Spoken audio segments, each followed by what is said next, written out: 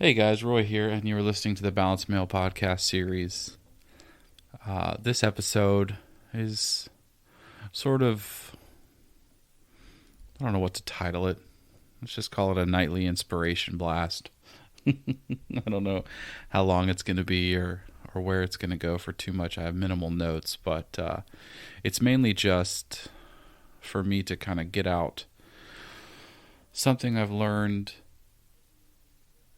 today.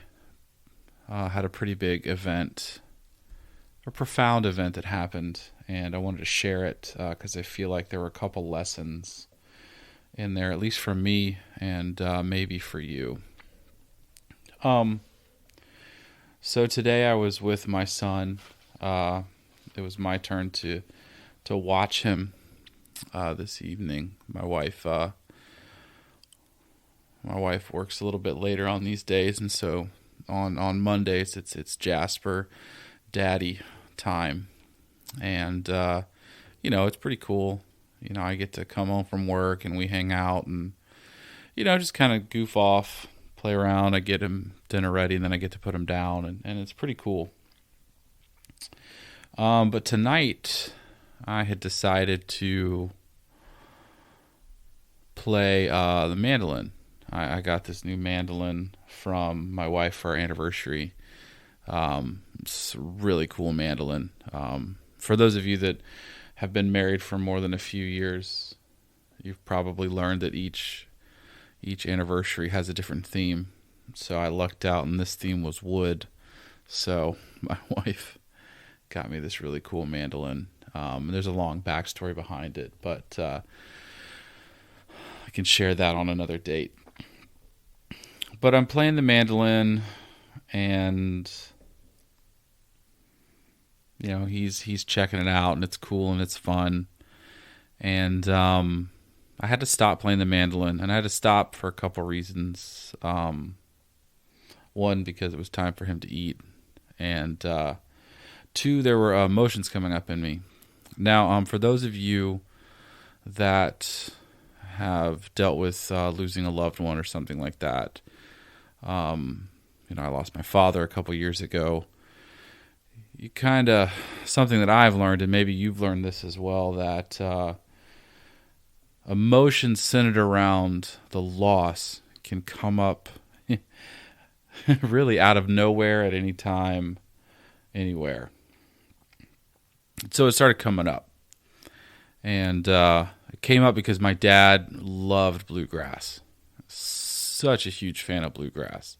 And not like the cool bluegrass like the kids in Brooklyn and the hipsters with their cool hats wear. I mean like old school Ricky Skaggs, country, just, yeah. And so I kind of grew up listening to it, and I found a love for it. But I'm playing the mandolin and I'm feeling emotions, so I decide to kind of set it down. Not really ready for it. But then I decided to put on some music, and I thought, what would the harm be playing some Mandolin Orange? It's a cool band if you guys are listening. But if you're ever looking for new bands, but they're kind of, I don't say they're bluegrass, they're Americana, but he plays a mandolin and has a cool sound. But anyway, there's this one song in particular that just comes on, and yeah, can't hold it back anymore. And here I am, crying, crying while my son is over at a table just staring at me because he's only 2.5, and I'm crying, listening to this song because it reminds me of my dad, and I miss him, and it's a big moment. So I kind of decided at that moment to sort of, I just, let the emotions come. I learned this a long time ago, and I hope that people listening, if you're struggling with like the loss of a loved one, a father, a wife, or something like that, I think for me, I found that when emotions come up, the best thing that you can do is to just let them be there. If you need to walk away or you need to be someplace private, you know, it's good. But to not stuff them down, I think I'll get into that more, the stuffing that down here in a little bit. But, you know, when you're stuffing down emotions, they don't go away, really. They just build. And if you're not careful with it, they build, and then you're reacting in a way that you can't control and could be incredibly negative or hurtful to you, your life, or people around you. And so I think I've found a lot of success in just letting it be. And so I decided to let that be. I knew I couldn't walk away and hide from my son. He's eating and he needs me to be around. So I decide to sit down with him, and I'm crying. It's not anything too uncontrollable, but it's enough. And after a while, he's eating and he's just looking at me, and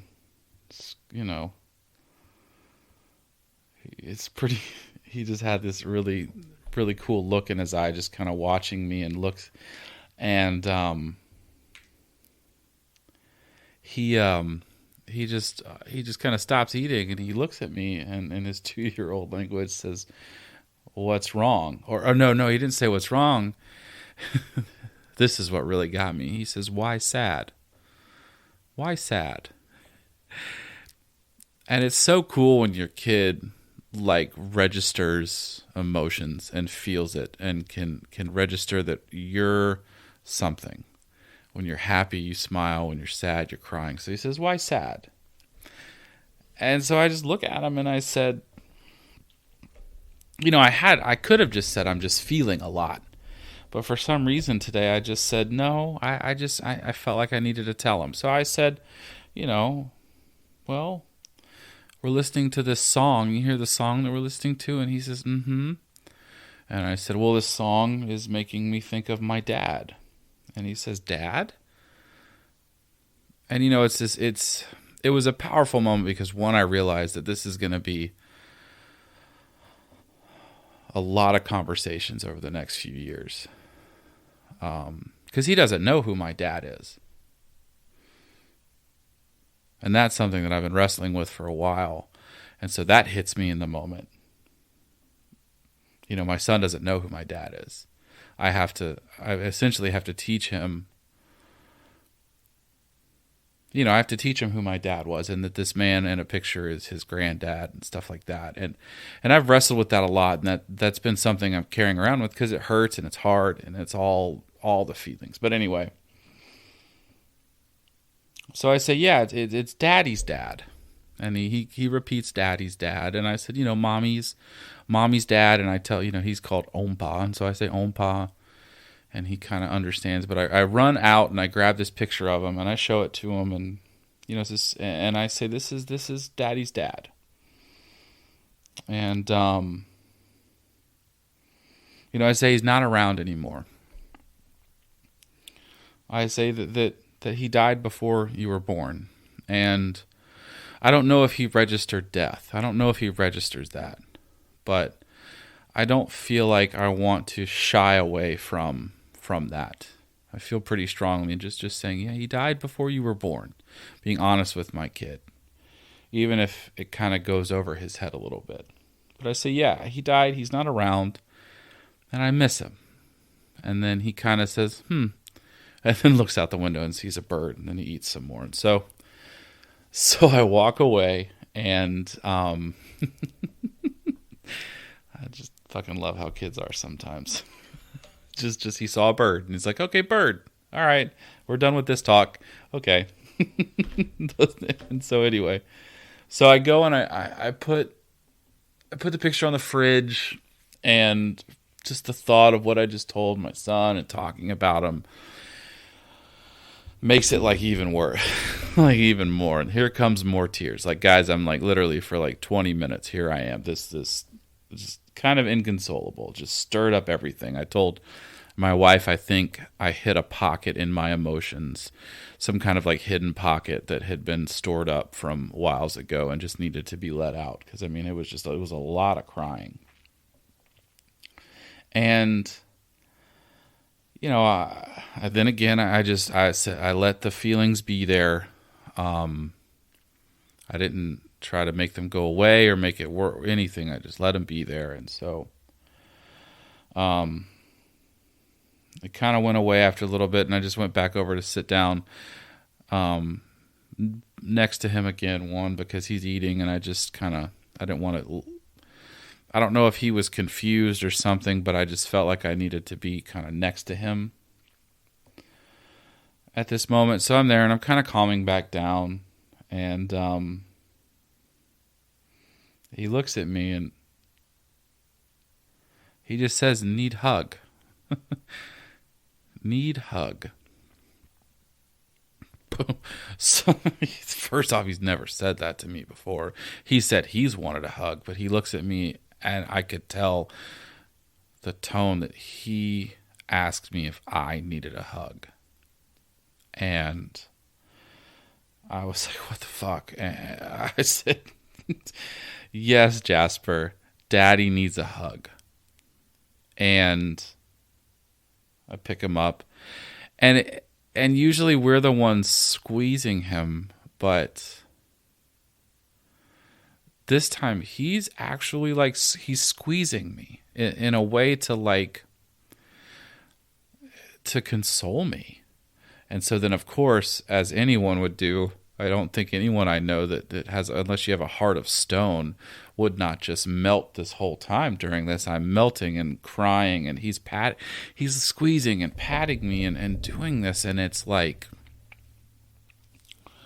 and I'm crying and so just amazed at this moment, and I'm rubbing his back and saying, I love you, and then he's saying, I love you, Daddy. And then after a minute or two, he says down, and I let him go, and then I'm good, and he just says dinosaurs, and so we go play with dinosaurs for the next 15 minutes before he goes down for bed. And so I'm sitting there, and I'm like, this is a profound moment in my life. This is a moment that, one, I needed to document, and two, showed a lot of things to me.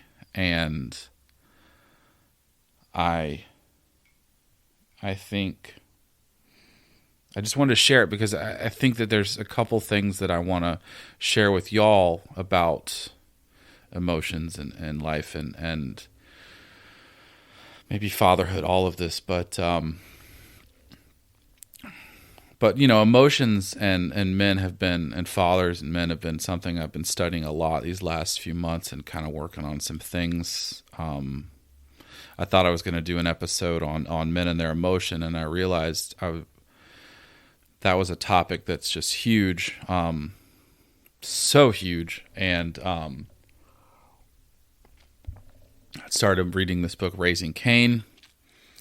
It's about helping boys survive their emotional health of boys, and anyway, I digress. But basically, I say all that to say that I kind of realized that this is going to be not just one, but 2, 3, 4, maybe 5 or 6 episodes, because there's a lot of stuff that I'm seeing and learning. And anyway,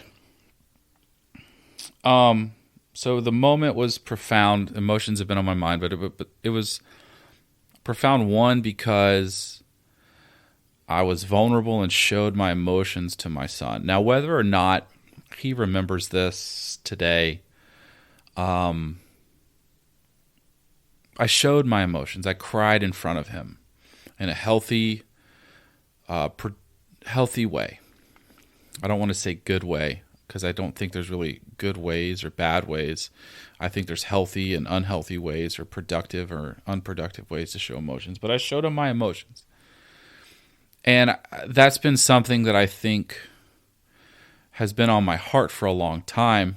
And I've said this a couple times before, but and to people and on the podcast and things. But my father was the first one that I think, first person I really remember crying. Yeah, he was the first one I remember crying. And I've told a story before about I was watching Mr. Holland's Opus or whatever. But anyway, but I talk about the power in my father showing emotions. And, because as men, we're not really, it's not really accepted for us to show our emotions. I think I'm thinking about Ron Swanson on Parks and Rec, where he says there's two places where it's appropriate to cry: funerals and the Grand Canyon. That's it. And I think that's kind of our expectations when it comes to our emotions or feelings or whatever. We don't show them. Don't show them. Girls show them. Little kids show them. But at a certain point in your life, stop showing your emotions. And you can say it's not true, but it is. I think it's changing a little bit, but it's still pretty hard, or still pretty real. And so, when my dad showed me, when I saw my dad show his emotions, that told me that in turn it's okay for me to show my emotions. And I want that from my son. And I think fathers, we should want that for our sons as well, because men who can show their emotions and express their emotions in healthy, productive ways are strong men. And men that can show their emotions and handle their emotions in these healthy ways are what's needed right now. And I think little boys need to see that, and little girls need to see that. I think everyone needs to see it, but I think kids need to see it, because there's power in kids seeing adults doing things. They see everything that we do. They will mimic everything that we do. And I will be damned if my son grows up thinking that it's not okay to cry, and it's not okay to show your emotions or to feel things sometimes. Even in the weirdest fucking times, you feel it. Now, it's not always going to be easy. Like, I was lucky today in the time that I had space and time to process this. And sometimes there might be, I might need to have to talk to him about taking a deep breath. Let's take a walk. We'll go somewhere, like things like that, helping him with that process. But we need to show our emotions, and it's important. So I don't know if he's going to remember it. Maybe he will, maybe he not. But I know that there'll be other times that I'm going to show my emotions, and it's very much on the forefront of my mind to help him see that, to see a man showing his emotions. And it might not seem like a big deal to a lot of people, but I really do feel like it's a big deal. I'm very strong in that belief that there is a lack that comes to growing up as a man, and we're told not to feel, and we're told that we actually don't feel as much as girls or women, and I think that that's wrong. I think we feel as much, maybe if not more. We're just not taught how to effectively do it. We're not taught what to do when we're feeling things, and in this moment, in the future moments, I can talk about this time with my son. I was sitting here and I was feeling sad about my dad, and I sat here and you saw it, and I cried and I let it go and I let it out, and then had a hug, and then went on to play with dinosaurs, and and I didn't hit, and I didn't throw things, and I didn't stuff it down, and I didn't do those things that stop us from feeling. I did things to help us feel and feel more and feel through whatever it is we needed to feel. So that was the one thing that I thought was profound about it. And the second thing, I just thought it was really cool to watch a kid inherently or innately reach out to another human and want to help them. And it just shows that, like, there is something within us innately that we see someone hurting, we see someone pain. It's like the first thing we want to do is to respond. And I think that we have to foster that in kids more than stop it. And I mean, I've seen it before. You know, we talk all this time. There's all sorts of books and stories about, you know, learned behavior in children. And it just was like something that like I didn't teach him to reach out and hug someone. You know, I just was feeling sad, and he's in some way in his brain somewhere he saw, connected the dots and said, someone's sad, they need hug.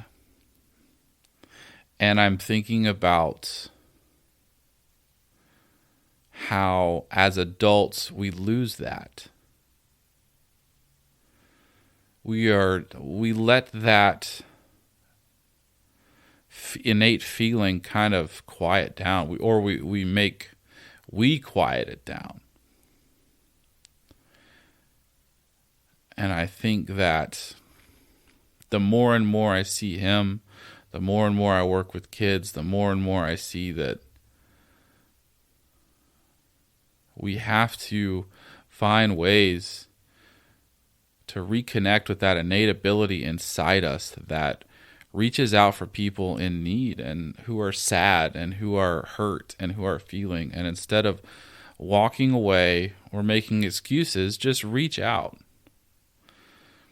Because we're more connected than we think. And you can say that we don't want to do this, but I think there's something that nags at us every time we see someone on the side of the road that's homeless, or someone's sad, or we watch a TV show and you're crying after some sad moment in the movie or the show or whatever you're watching. It's there in us, but we quiet it down. And then we quiet it down in the kids that we interact with. Maybe our kids or teachers, we quiet it down in the students. But I'm not talking about this silly, like we just need to be kind to everyone. This nice, cute little thing, words we put on a shirt. I'm talking about like real heartfelt connection and reaching out. Like, we need more of that nowadays. We need more people reconnecting with that part in us that's there when we're a kid, that has empathy and that has compassion and that looks at people as more than just someone who thinks differently than I do or looks differently than I do or doesn't believe exactly the same things that we believe, but looks across and sees a person. And watching him reach out to me,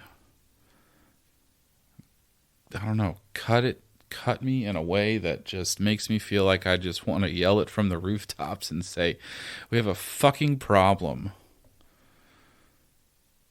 when we can't see people for people, and that we see people as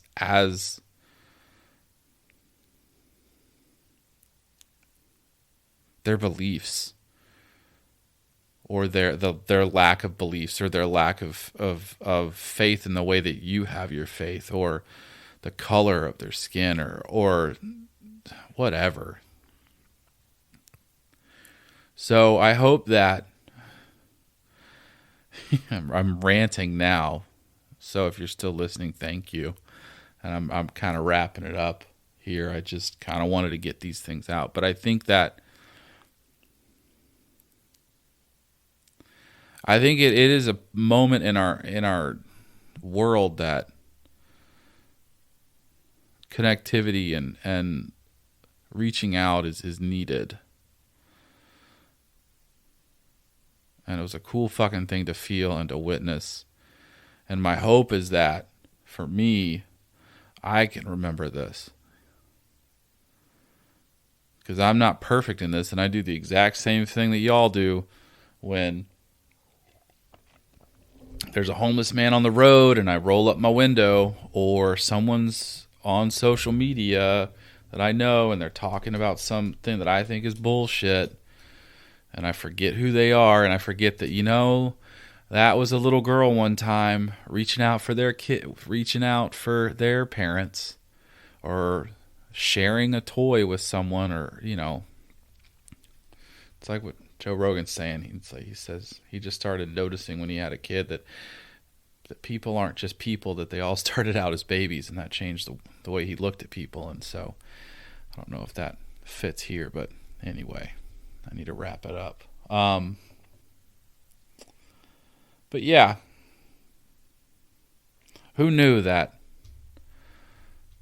on a Monday evening I would have this profound moment? I hope that a moment that showed me the power in showing my emotions and the power of reaching out to people when they need it. I hope that you all can have open minds and open hearts to those moments and not let them just go. So I'll leave you with that. Thanks for listening. Thank you for always listening. This is the 26th thing I've posted on this podcast series. It's pretty cool, and it's been doing it for 3 years, which is bananas to think. So thank you for your support. Thank you for listening. Take care. Be excellent to each other, and y'all have a great night.